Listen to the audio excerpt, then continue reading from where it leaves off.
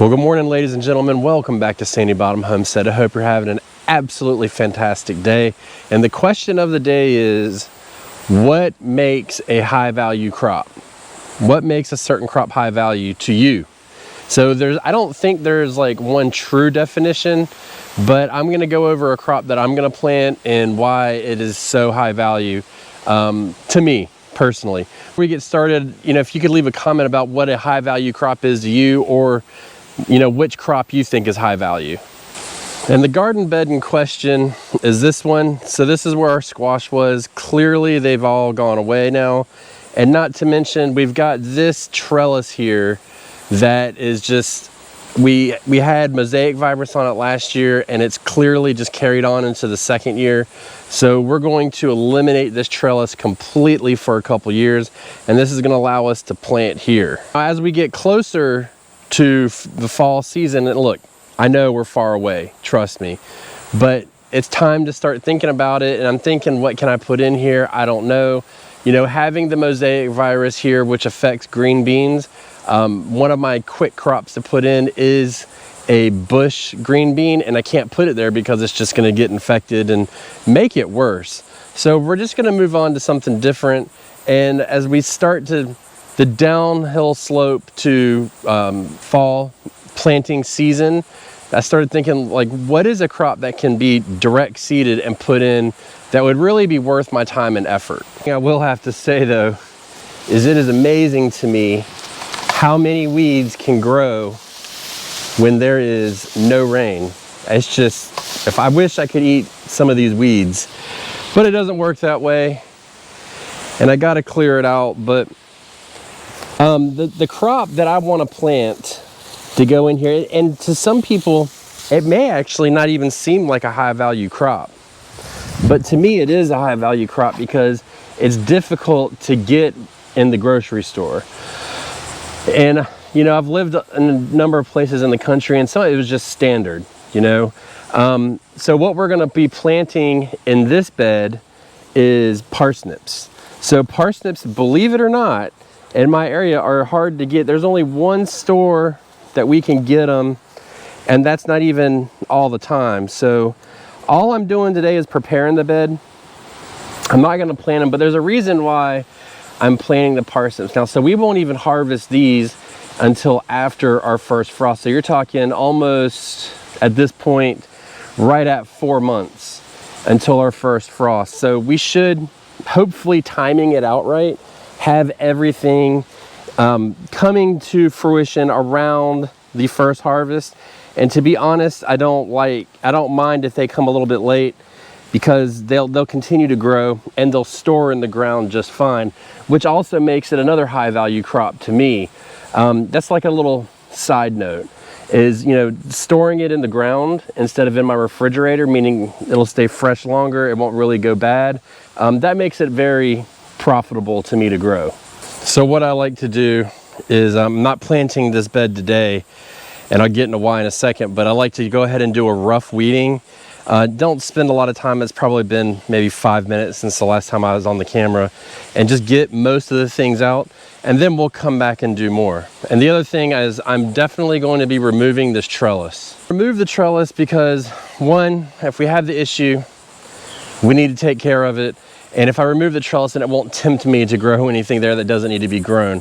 So we're gonna go ahead and remove that, which will open up this whole bed. The one issue has always been, I can't access it very good from this side. And so since we're talking about doing a root crop in here, we're gonna go all the way through. But I've grown parsnips. I believe this will be my, no, I skipped a year, unfortunately. I skipped a year because I didn't know that parsnips would not, seeds are not as viable the second year. And so basically we skipped. But the first year I actually did really good, and I planted it right at a time like this. It has a really long germination period, and the seeds are really thin. So you've got to stay on top of keeping them nice and wet and watered. And so I figured, since I'm on a winning streak right now, meaning this bed right here and this bed right here, both of these I was able to seed and keep watered enough to get growth during a drought. I figured might as well just run on that high and try and do the same thing here. And it's just like I said when I built this shade house. Shout out to the person, I can't remember who, that called it a shade house. So it's not a greenhouse anymore, it's a shade house. But for the person who called that out, keep my water hose here. Since I'm doing that, we're gonna go ahead and take advantage of it and water this, and it's gonna be a daily misting. We'll come out here and we'll just daily do it. Now, one thing, it's just like everything else. I've noticed that with the warmer temperatures, they will actually germinate faster than the seed packets say. So we're hoping we get a little bit of that. The caveat is it's gonna be 98 degrees 2 days next week. So we'll kind of be fighting an uphill battle. I don't know what I want to do. If I do go ahead and plant it before then, what I'll do is I'll water morning and night during those days. But I really don't think I'm going to. I don't think it's really worth it. So I'm just going to probably right after that heat passes, we'll come out and we'll seed it. And we've got time. You know, at this point, it's not even quite the middle of July. And I think when I seeded, to be frank, it was this bed right here. And I seeded probably half a row because I wasn't really sure what I was doing that year. And I remember, I think I even did it on video, maybe way in the Wayback Machine.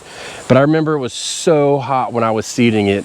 And sure enough, we were coming out in the wintertime and we were harvesting parsnips. So we're gonna revisit that. I got some fresh seeds this year, so we'll do that. But because my grocery stores don't really have it, even though it's a very common vegetable, like I said before, it makes it an automatic high value crop. They're not overly expensive, but I can't find them. So, I mean, it's just worth it. You know, there's a lot of vegetables that you can grow that aren't really high value. I mean, you can get, let's see, here, I'll show you. For instance, this corn, I mean, you can get corn cheap. Look at that. That doesn't look good, does it? We're gonna have to do something about that. But you can get corn cheap, so I'm not overly concerned about that. Do a little bit of pollination here. But at the same time, to have it readily available is a nice treat to have, you know what I mean? So it doesn't make it a high value crop. Having a little piece of a tropical wave today, and I just heard branches fall, and I'm a little stressed that these trees could shed onto my beehives, but this is the life we live. But you know, we come over here to these sweet potatoes, and they could very well be, they are a high value crop in my mind. I mean, it's like $1 plus a pound for sweet potatoes, and they store forever. So, I mean, it's kind of a no-brainer, you know? This popcorn's so cheap, it's not worth growing really, but I just wanted to do it. I wanted to give it a shot and see what it was all about. So, you know, there's a different thing. It's different for what I decide to grow in my garden, like you would decide to grow in yours. But typically, I do try to stick as a whole to higher value crops in all seasons. I try to focus on those, and those could be very expensive crops. Those are very expensive produce, hard to find produce. You know, short-lived produce in the grocery store. So you could have something that only comes in the grocery store for 2 weeks, but we could be harvesting it for over a month. And so we want to kind of take advantage of that as well. So all of these different categories fit in. And then I don't know if I just said it, but again, the high storage crops or heavy producing crops that will allow us to pack a lot in to our cupboards and cabinets and freezers and storage spaces, like those really help too. For instance, one that meets a lot of the requirements is our Seminole pumpkin. And so this is going to be one that we talk about for a little bit. So just hang with me. First of all, you can't buy Seminole pumpkins in the store here, but to be totally honest, they're very similar to winter squash. So we're not overly concerned about that. Look at this. We got to take out this generation right now.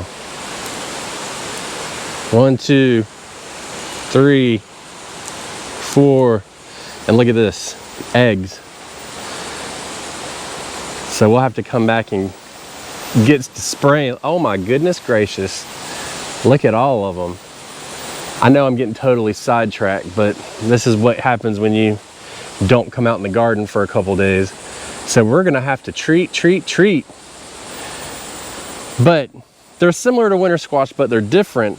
But the difference is this loves the heat, grows good here, it stores well, it produces when nothing else does, and it just makes it a high value crop. So we just started getting pumpkins off of it, and we've got 4 on this one. See one that fell, so we'll get that. The wind's probably blowing it off because it is rather windy.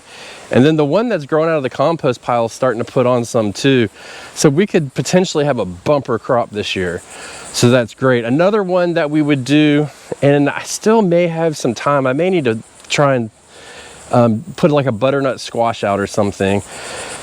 And actually, until I did these, I was on it every other year with butternut squash because we would get so many and they would store so long, we would just eat them forever.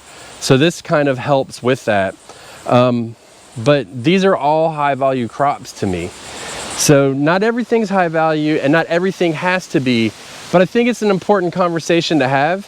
And I think when you talk about a budget friendly, a budget minded garden, this is something that we can add into the garden that would really up how much you make off your garden. And when I say make, I don't mean sell it. I mean just savings at the grocery store and stuff like that. But I mean, look, I can get, I think it's 3 ears of corn for $1 right now.